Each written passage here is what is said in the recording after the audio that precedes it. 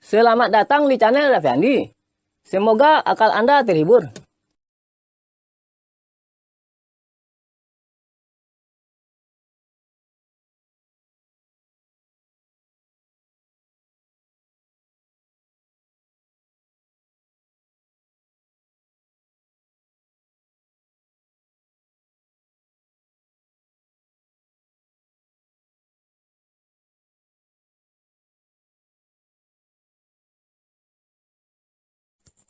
Hai sahabat intelek, urutan isi video pada hari yang penuh dengan harapan dan semangat yang pantang menyerah ini yaitu 1. Pendahuluan atau prolog dari video ini. 2. 3 alasan kenapa ajaran Wahdatul Wujud sesat. 3. Informasi tentang video lain dari channel ini yang terkait dengan video ini. Pengikut ajaran Wahdatul Wujud meyakini bahwa dia bisa menyatu dengan Tuhan, atau dalam bahasa Jawa disebut manunggaling kawula Gusti. Padahal dia hanya merasa telah menjadi satu dengan Tuhan, tetapi tidak benar-benar telah menjadi satu dengan Tuhan. Karena nabi-nabi hanya bisa merasa dekat dengan Tuhan dan tidak pernah mengaku telah menjadi satu dengan Tuhan, seperti Firaun. Jika ada seseorang mengaku bahwa dia adalah Tuhan, maka dia telah mendustakan ayat-ayat Allah, karena dirinya dan Tuhan adalah dua ayat yang berbeda. Dan siapapun yang mendustakan ayat-ayat Allah, maka mereka akan kekal di dalam api neraka, seperti tertulis dalam surat At-Tagabun ayat 10 yang berikut ini. Dan orang-orang kafir dan mendustakan ayat-ayat kami, mereka itu penghuni-penghuni neraka. Mereka kekal di dalamnya dan sejahat-sejahat tempat kembali. Tokoh-tokoh yang menyebarkan paham Wahdatul Wujud adalah Mansur Al-Hallaj, Ibnu Arabi, dan Syekh Siti Jenar. Dan ajaran Wahdatul Wujud juga diamalkan oleh tarikat-tarikat tertentu di Indonesia. Salah satu tujuan seseorang menjadi satu dengan Tuhan adalah untuk meraih kekebalan atau menjadi sakti mandraguna. Dan itu berarti dia tidak percaya bahwa dengan meminta perlindungan kepada Tuhan, maka dia akan dapat menjadi kebal juga, atau meraih ilmu batin lainnya. Padahal Mansur Al-Hallaj dan Syekh Siti Jenar tidak kebal dan tidak berdaya ketika mereka dihukum bunuh oleh para ulama yang menentang ajaran Wahdatul Wujud pada masa dulu. Saya tidak setuju kepada hukuman bunuh terhadap kedua orang tersebut di atas. Karena jika seseorang sesat, maka tugas para ulama dan aparatur negara adalah menunjukinya atau membubarkan pengajiannya dengan alasan undang-undang yang telah ada dan tidak mengerjainya atau membunuhnya. Dan jika Anda menghukum seseorang dengan hukuman yang tidak tepat, maka Anda telah menjadi orang yang jahat. Jika Anda belajar Wahdatul Wujud untuk menjadi kebal, dengan anggapan jika Anda bisa menjadi satu dengan Tuhan, maka Anda tidak bisa dilukai atau disantet. Karena Anda yakin Tuhan tidak bisa dilukai atau disantet, maka logika Anda salah. Karena tidak ada orang yang bisa menjadi satu dengan Tuhan. Sehingga tidak ada orang yang kebal ketika disantet atau diserang orang dengan senjata tajam, kecuali kulit Anda dilindungi oleh jin atau malaikat sebagai ujian dari Tuhan. Ada banyak orang yang belajar ilmu kebal di dunia preman, dan dia juga belajar ilmu bela diri lainnya agar merasa aman ketika berkelahi dengan senjata tajam. Padahal menantang berkelahi itu melanggar hukum dalam KUHP. Tetapi ketika benar-benar terjadi perkelahian, maka dia mendapat luka juga dalam perkelahian tersebut. Dan bahkan ada yang sampai mati akibat perkelahian tersebut. Jika Anda pernah mendengar cerita tentang orang yang kebal ketika ditembak oleh polisi, maka itu adalah cerita hoaks yang disebarkan dengan maksud tertentu. Jika Anda pernah melihat atraksi tentara yang kebal dengan senjata tajam, maka itu agar mereka merasa berani dalam perang, atau agar Anda takut memerangi mereka. Padahal mereka tidak kebal ketika ditebas atau ditembak oleh para pemberontak. Itu sesuai dengan perkataan Presiden Indonesia, Prabowo Subianto, yang maksudnya kira-kira seperti yang berikut ini. Ada orang yang belajar ilmu kebal agar tidak luka ketika ditembak dengan senjata api. Tetapi dia mati juga kena tembak. Pesulap merah yang master dalam ilmu batin pernah berkata, jika seseorang kebal terhadap api atau dicambuk, maka dia akan merasakan sakit sesudah tidak dibakar atau dicambuk lagi. Anda perlu mengetahui bahwa setiap orang yang menguasai ilmu batin akan merasakan sakit jika ada orang yang menyantetnya atau menyerangnya dengan ilmu batin atau tenaga ingatan dengan maksud untuk menyakitinya. Jika Anda berdoa kepada Tuhan, maka itu mungkin bisa menghindarkan Anda disantet oleh orang, atau Anda bisa bertahan ketika disantet oleh orang sampai orang tersebut berhenti menyantet Anda. Dan Anda akan mati jika ajal Anda sudah sampai waktunya. Anda perlu menyadari bahwa Nabi Muhammad datang tidak untuk mengajarkan ilmu kesaktian. Dan jika ada orang berkata bahwa ilmu yang diajarkannya adalah ilmu rahasia dari Nabi Muhammad, maka orang itu mungkin telah berbohong kepada Anda. Atau dia tidak mengetahui bahwa apa yang disampaikannya itu tidak benar atau hadis palsu. Karena Nabi Muhammad adalah orang yang jujur, maka dia mungkin tidak akan merahasiakan apa yang berlawanan dengan isi Al-Quran tersebut.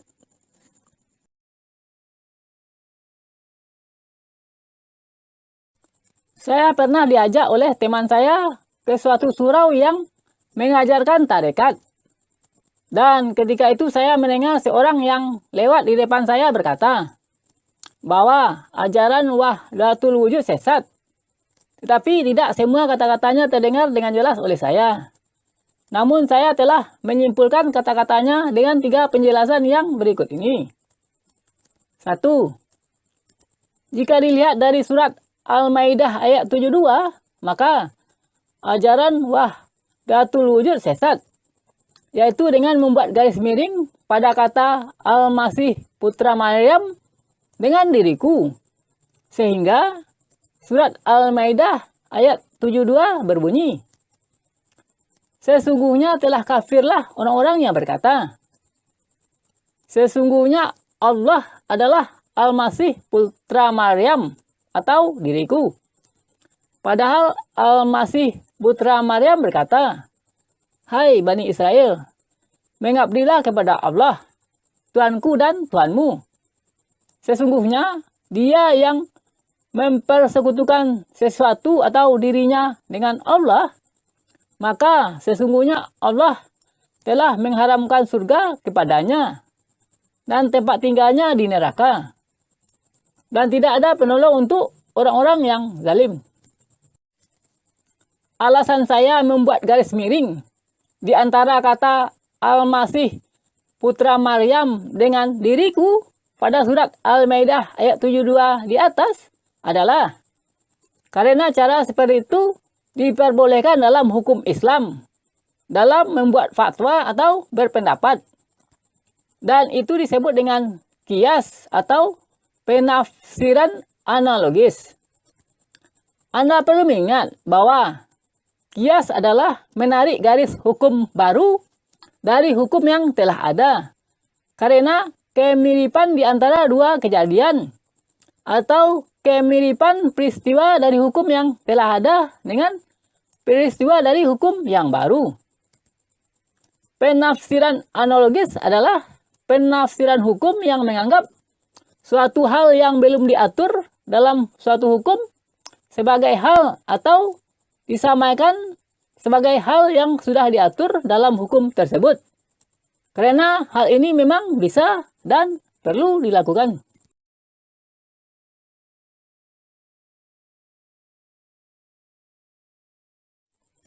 Dua, jika dilihat dari surat Az-Zukhruf ayat 15, maka ajaran Wahdatul Wujud sesat, yaitu dengan membuat garis miring pada kata hamba-hambanya dengan dirinya. Sehingga surat Az-Zukhruf ayat 15 berbunyi, dan dia menjadikan hamba-hamba Tuhan atau dirinya sebagai bagian daripada Tuhan. Sesungguhnya manusia akan ada yang kafir dengan jelas. Ayat tersebut di atas bermakna bahwa tidak boleh menjadikan manusia, jin, dan malaikat sebagai bagian daripada Tuhan.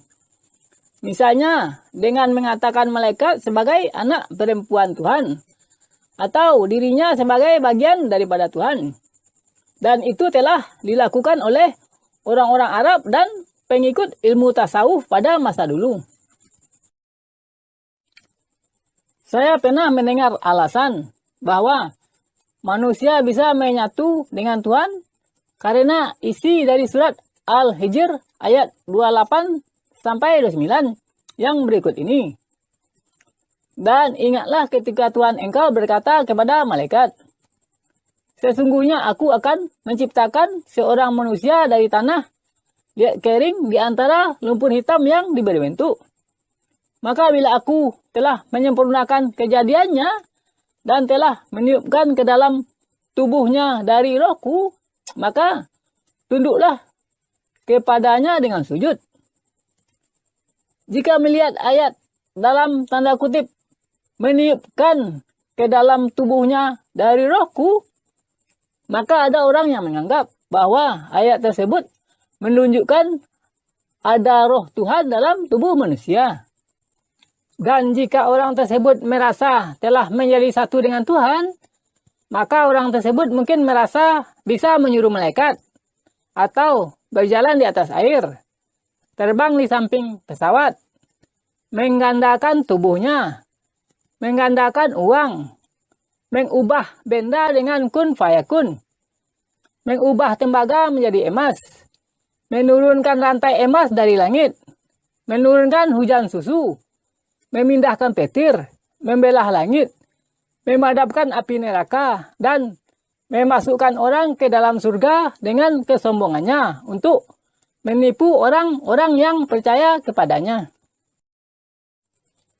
Ada juga orang yang melihat ayat dalam tanda kutip meniupkan ke dalam tubuhnya dari rohku sebagai dalam tanda kutip meniupkan ke dalam tubuhnya dari roh milikku.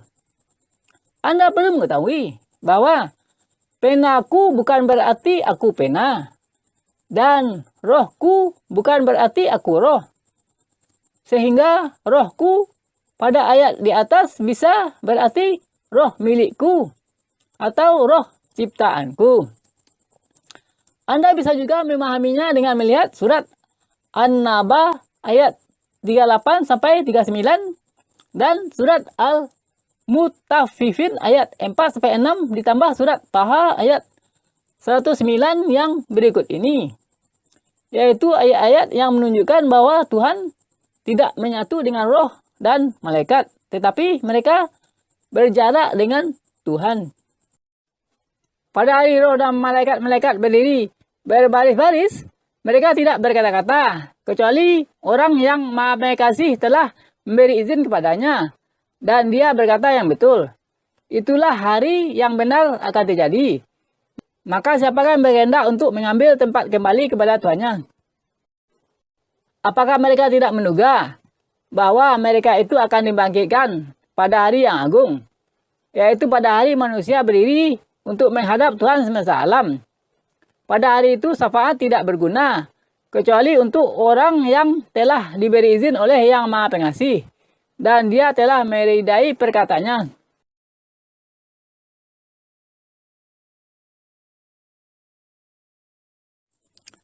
Tiga, jika dilihat dari surat Al-Anbiya ayat 29, maka ajaran wahdatul wujud sesat.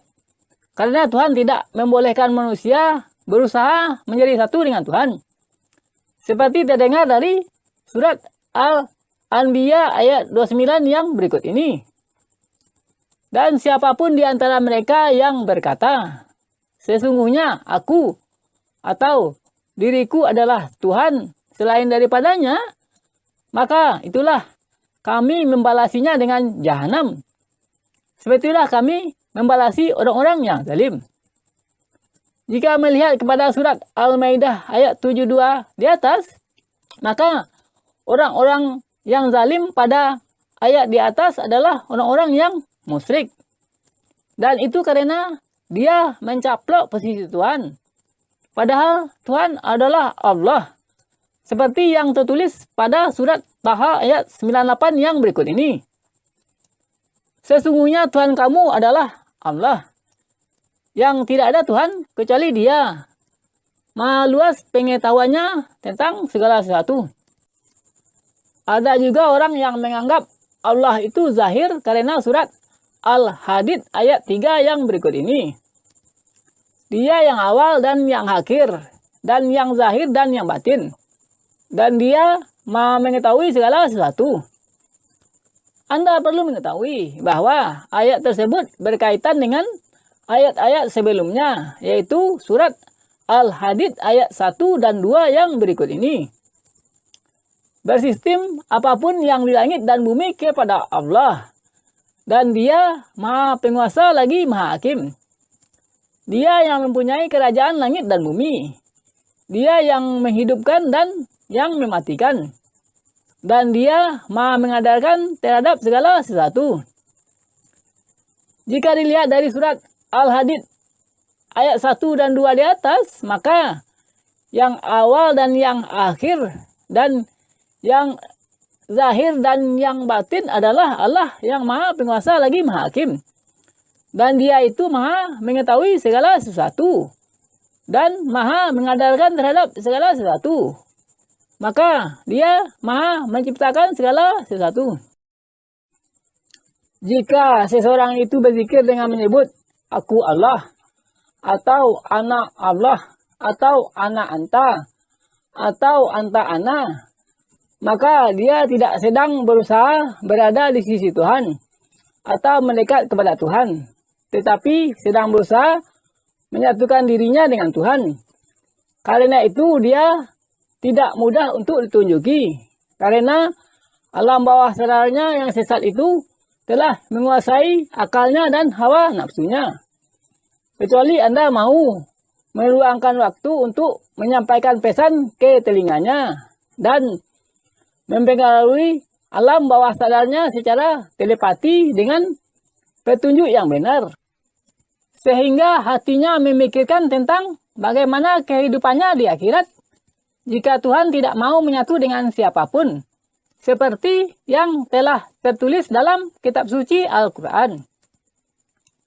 Pengikut ajaran wahdatul wujud bisa menjadi orang-orang yang munafik jika mereka menganggap bahwa hukum-hukum agama dan ekonomi yang bersumber dari Tuhan adalah tingkat spiritual terendah.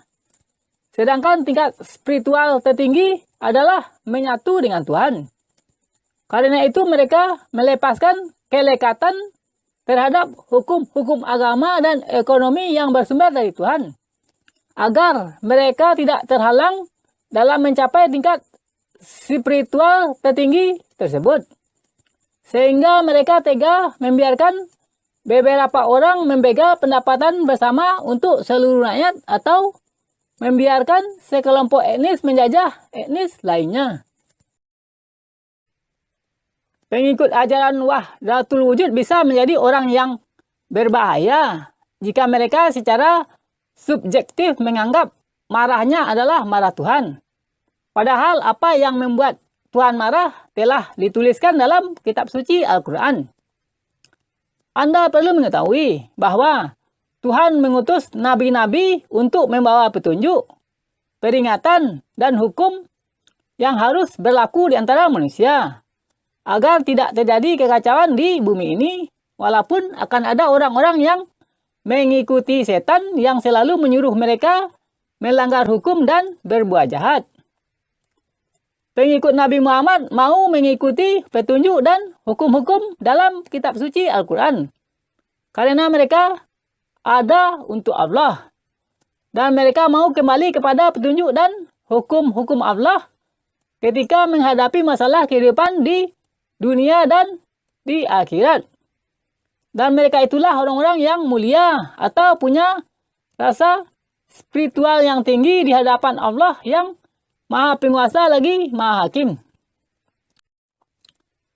Jika kegiatan spiritual Anda adalah agar Anda bisa menyatu dengan Tuhan di dunia dan di akhirat, maka apakah Anda tidak perlu surga dan bertakwa kepada Tuhan? Karena surga dihampirkan kepada orang-orang yang bertakwa dan dinyalakan jahim untuk orang-orang yang tersesat. Dan itu tertulis dalam surat As-Su'ara ayat 90 sampai 91 yang berikut ini. Dan dihampirkan surga kepada orang-orang yang takwa dan dinyalakan jahim untuk orang-orang yang tersesat. Pengikut ajaran Wahdatul Wujud ada yang memanipulasi pikiran mereka agar mereka bisa tersenyum dan tidak cemas menghadapi kematian, yaitu dengan menganggap bahwa kematian adalah menyatu dengan Tuhan yang mereka anggap sebagai sumber cahaya yang telah menciptakannya, dan tidak akan ada surga dan api neraka. Padahal di alam semesta ini ada planet yang berisi api, berisi es, berisi gas, tanah gersang, dan seperti surga yang mengalir sungai-sungai di sana.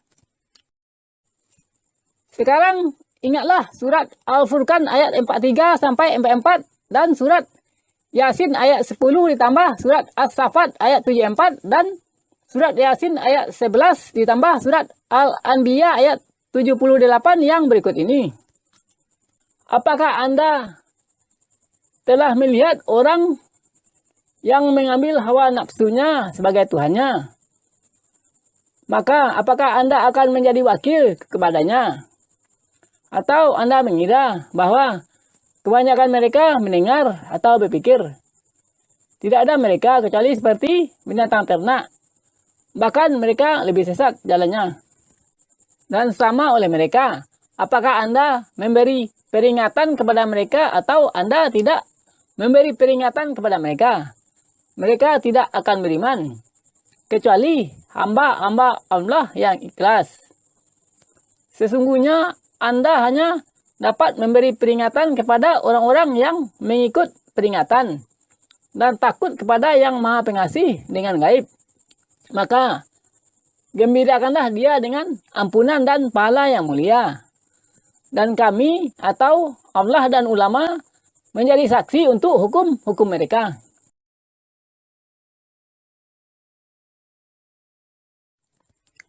Akhirnya ingatlah kata-kata yang sering dipakai oleh para pengikut ilmu tasawuf untuk menyesatkan dirinya dan diri pengikutnya, yaitu siapa yang mengenal dirinya akan mengenal Tuhannya. Kalimat tersebut di atas bisa mempunyai dua makna menurut dua kelompok yang memahaminya, yaitu 1. Kelompok yang memahami bahwa diri itu adalah Tuhan kecil, sedangkan Allah itu adalah Tuhan besar. Sehingga keduanya bisa menyatu jika seseorang menyatukannya. Akibat dari jika seseorang merasa telah menjadi satu dengan Tuhan adalah dia mungkin akan menjadi sombong. Sehingga dia mau menjadikan orang lain sebagai budaknya. Atau menjajah etnis selainnya. Atau dia merasa bisa melakukan perbuatan yang tidak masuk akal. Atau kurafat dan khayalan dari seandainya. padahal dia benar-benar tidak bisa membuktikannya. 2. Kelompok yang memahami bahwa jika seseorang mengenal dirinya, maka sadarlah dia bahwa dia berbeda dengan Tuhan. Dan dia tidak akan mau menyatu dengan Tuhan, karena dia tidak akan sanggup menjadi Tuhan yang tugasnya sangat banyak. Jika Anda tidak boleh menjadi satu dengan Tuhan, maka Anda boleh mendekat kepada Tuhan dengan menjadi seorang yang beriman kepadanya. Maka Allah beserta orang-orang yang beriman. Dan jika Anda seorang yang sabar, maka Allah beserta orang-orang yang sabar. Dan jika Anda seorang yang takwa dan baik, maka Allah beserta orang-orang yang takwa dan baik. Jika Anda mau beserta Allah dalam bidang politik, hukum, dan ekonomi, kemudian Anda menerapkannya dalam undang-undang di negara Anda, maka Anda akan merasakan nikmat dari sisinya. Karena segala sesuatu di sisinya dengan kadar. Dan dia senikmat-nikmat yang mengadarkan dalam bidang politik, hukum, dan ekonomi. Jika Anda mau menegakkan hukum-hukum Allah dan berpegang teguh kepada hukum-hukum Allah, maka itu berarti Anda menolong diri Anda, etnis Anda, dan negara Anda. Karena tidak ada pertolongan kecuali dengan menegakkan hukum-hukum dari sisi Allah yang Maha Penguasa lagi Maha Hakim. Dan itu tertulis dalam surat Ali Imran ayat 126 yang berikut ini. Dan tidak ada pertolongan kecuali dari sisi Allah yang Maha Penguasa lagi Maha Hakim. Ayat-ayat tersebut di atas menunjukkan bahwa pertolongan Tuhan ada dua, yaitu 1. Pertolongan secara gaib atau batin dari Allah yang Maha Penguasa atas seluruh alam. Sehingga Anda mendapat ide dalam memecahkan masalah tertentu atau membuat produk tertentu. Atau Anda terhindar dari bahaya melalui makhluk yang diciptakan oleh Tuhan. Karena itu orang Islam percaya bahwa doa, sedekah, dan membaca buku bisa mengubah takdir yang ditentukan Tuhan kepadanya. Dan itu karena buku berisi petunjuk atas terkabulnya doa-doa dari orang-orang yang terdahulu. Orang-orang yang baik mengikut Tuhan, sedangkan orang-orang yang jahat mengikut setan. Dan jika ada buku yang berisi petunjuk dari setan kepada orang-orang yang terdahulu, maka Anda akan mengetahui akibat buruk dari mengamalkan buku tersebut dalam bidang hukum, ekonomi, dan politik terhadap orang-orang yang baik di provinsi Anda dan negara Anda. 2. Pertolongan secara hukum dari Allah yang Maha Hakim atas seluruh alam. Karena itu orang-orang Islam diperintah untuk mengabdi kepada hukum-hukum Tuhan, agar mereka mendapat perlindungan dan pertolongan dari hukum-hukum Tuhan di negaranya dan di dunia. Itu tertulis dalam surat Yusuf ayat 40 ditambah akhir surat At-Taubah ayat 87 yang berikut ini. Tidak ada hukum kecuali milik Allah. Dia memerintahkan agar kamu tidak mengabdi kecuali kepadanya. Itulah agama yang otonom. Dan tetapi kebanyakan manusia tidak mengetahui, maka mereka tidak mengerti. Jika Anda mau menegakkan hukum-hukum Tuhan, maka Anda telah mengamalkan isi surat Al-Fatihah ayat 4 yang selalu Anda baca dalam salat. Dan Anda bisa disebut sebagai orang yang baik, seperti yang tertulis dalam surat Al-Ankabut ayat 69 yang berikut ini. Dan orang-orang yang berjuang dalam sistem dan hukum-hukum kami, maka kami akan menunjuki mereka kepada jalan-jalan kami. Dan sesungguhnya Allah beserta orang-orang yang baik. Anda perlu mengetahui bahwa kehidupan di dunia ini adalah perlawanan di antara orang-orang yang mengikut setan dengan orang-orang yang mengikut Tuhan. Karena itu Anda harus memilih siapa yang akan Anda ikut. Dan jika Anda memilih Tuhan untuk diri Anda dan mengikutinya, maka Anda akan menjadi orang yang baik. Dan hukum yang Anda buat akan teratur atau mengikuti sinkron baik. Dan jika Anda memilih setan untuk diri Anda dan mengikutinya, maka Anda akan menjadi orang yang jahat dan hukum yang Anda buat akan kacau atau mengikuti sinkron jahat. Seperti hukum-hukum di negara-negara barat, yaitu hukum yang mengikuti Tuhan dengan hukum yang mengikuti setan bercampur dalam negaranya. Karena mereka mempersekutukan Tuhan. Dan itu akan terjadi juga di Indonesia jika anggota DPR tidak berpedoman kepada sila ke-1 dari Pancasila dalam membuat atau mengamandemen Undang-Undang Dasar dan undang-undang lainnya.